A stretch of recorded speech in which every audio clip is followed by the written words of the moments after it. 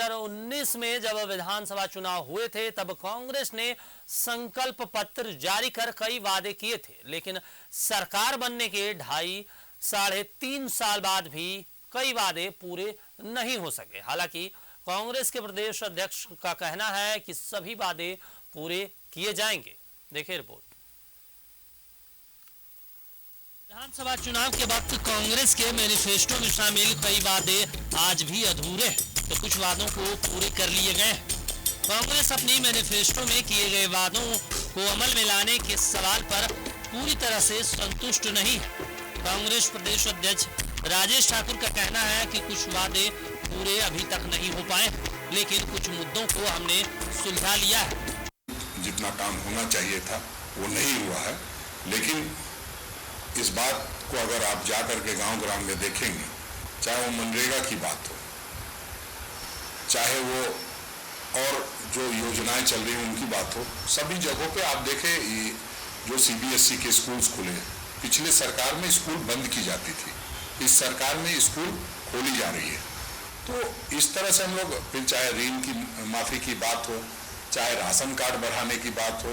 स्वास्थ्य सुविधाओं की बात हो, किस तरह से हमने कोरोना में काम किया है, तो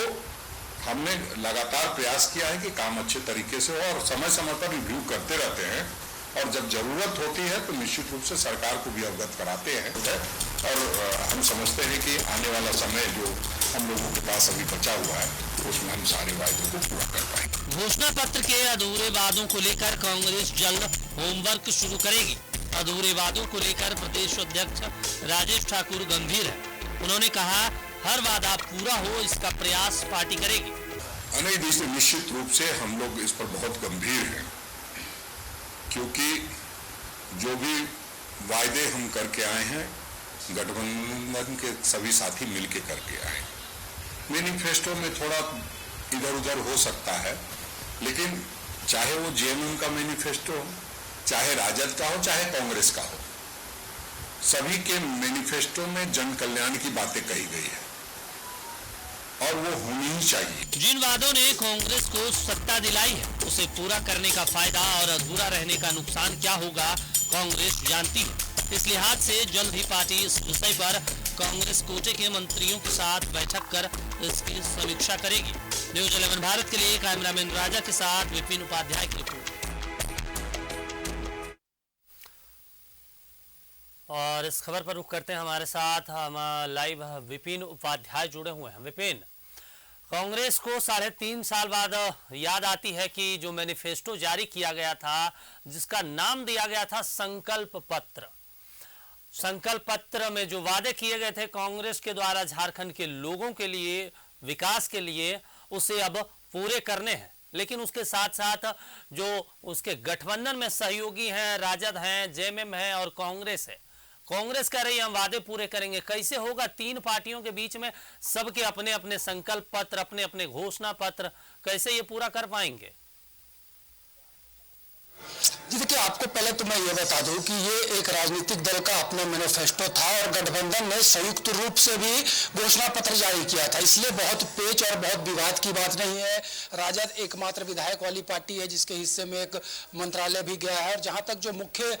एजेंडे जो मैनिफेस्टो में रहे थे वो लगभग मिलता जुलता रहा है, चाहे वो संयुक्त घोषणा पत्र की बात करें या फिर जो इंडिविजुअल झारखंड मुक्ति मोर्चा और कांग्रेस के अपने अपने घोषणा पत्र 2019 के विधानसभा चुनाव के वक्त जारी किए गए थे। उसी कड़ी में आज जब हमने ये जानने की कोशिश की कि कांग्रेस के वो जो घोषणा पत्र थे जिसको कि संकल्प पत्र का नाम दिया गया था उसकी वस्तु स्थिति क्या है, तो झारखंड कांग्रेस के जो अभी अध्यक्ष है, जो कि उस वक्त जब घोषणा पत्र जारी की गई थी उस वक्त पार्टी के कार्यकारी अध्यक्ष हुआ करते थे, तो उन्होंने साफ तौर पर कहा कि पार्टी अब तक जो घोषणाएं पूरी की गई है उस पर संतुष्ट है, लेकिन कुछ घोषणाएं ऐसी भी है जिसे पूरा नहीं किया जा सका अब तक। लेकिन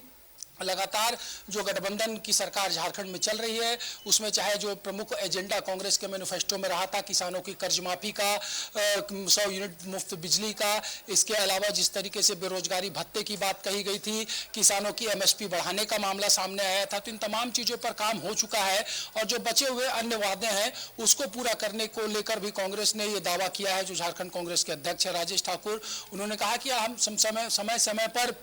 अपनी घोषणाओं की समीक्षा करते हैं और जो वादे अब तक पूरी नहीं हो पाए हैं उस पर भी कांग्रेस होमवर्क करेगी, सरकार से बात करेगी, अपने कोटे के मंत्रियों से बात करेगी। जो मसौदा कांग्रेस कोटे के मंत्रियों का होगा उस पर मंत्रियों को काम करने को कहा जाएगा और जो संयुक्त रूप से मुख्यमंत्री के स्तर पर कार्रवाई जिस घोषणा पत्र पर कराने की कवायद होगी उसको लेकर भी मुख्यमंत्री से बात की जाएगी। इन तमाम चीजों को लेकर ही झारखंड में एक समन्वय समिति भी बनी है जिसमें कि खुद झारखंड कांग्रेस के अध्यक्ष और कांग्रेस विधायक दल के नेता और जो सूबे के ग्रामीण विकास मंत्री है उनकी भी मौजूदगी है। तो जब ये बैठक समन्वय समिति की जिसके अध्यक्ष गुरुजी हैं उनकी अध्यक्षता में होगी तो इन तमाम मसलों पर भी बातचीत होगी। और जहां तक बात है तो काफी बेबाकी से झारखंड कांग्रेस अध्यक्ष ने ये स्वीकार किया है कि जो कमियां रह गई है उन कमियों को भी पार्टी बहुत जल्द दूर करने की कोशिश करेगी और जो 2024 में विधानसभा के आम चुनाव होंगे उससे पहले कांग्रेस ये चाहेगी कि जो वादे किए गए थे जनता से घोषणा पत्र के माध्यम से उस संकल्प पत्र के संकल्प को पूरा करके फिर से चुनावी मैदान में जाया जाए। बिल्कुल विपिन, और एक जरूरी भी है कि अगर कोई पार्टी जनता से कुछ वादे करते हैं, मैनिफेस्टो जारी करते हैं और उसमें तमाम वादे लिखते हैं तो ज़रूरत है कि सरकार बने तो उसे पूरा किया जाए ताकि जनता मैनिफेस्टो को देखकर ही उन्हें वोट देती है। लेकिन यहाँ बड़ा सवाल ये भी है कि जिस तरीके से कर्नाटका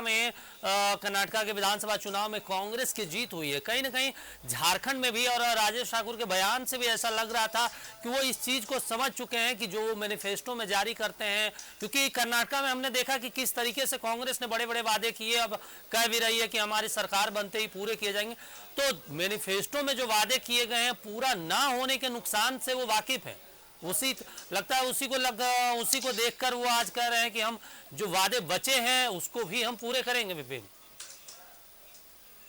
जी बिल्कुल, ये उसी ओर संकेत करता हुआ ये खबर थी कि किस तरीके से 5 वादों के आधार पर कांग्रेस ने कर्नाटका की सत्ता हासिल की, बीजेपी को सत्ता से बेदखल करके। ठीक इसी तरीके से हिमाचल में जब विधानसभा के चुनाव बीते वर्ष हो रहे थे नवंबर में, उस वक्त भी कांग्रेस के मैनिफेस्टो पे जनता ने भरोसा किया और वहां पर उस मैनिफेस्टो के आधार पर वहां की सरकार ने पहले कैबिनेट में कई निर्णय भी लिए। तो ये एक बड़ी समझ कांग्रेस के पास आई है कि जो वादे जनता से करते हैं, जनता उस पर भरोसा करती है, तो जरूरी है कि सरकार जो बनी है उस वादों के आधार पर उसे पूरा भी किया जाए ताकि जब दोबारा चुनावी मैदान में जाने की बारी आए उस वक्त जनता ये ना कहे कि जो वादा आपने किया था वो पूरा ना हो सका। बिल्कुल विपिन, कह सकते हैं कि अब कांग्रेस के पास ये है कि वो अपनी घोषणाओं को एक तरीके से जो वादे किए थे विधानसभा चुनाव में उसे पूरे करे और फिर 2024 के लोकसभा चुनाव के लिए जनता सोचे। ये तमाम जानकारी के लिए विपिन आपका धन्यवाद। तो देखिए, संकल्प पत्र के जरिए कई वादे कांग्रेस ने किए थे, इसी को लेकर अब राजेश ठाकुर का बड़ा बयान आया। उन्होंने कहा कि जो वादे किए गए हैं उनमें 75% पूरे कर लिए गए हैं और कुछ बाकी हैं उसे पूरे कर लिए जाएंगे।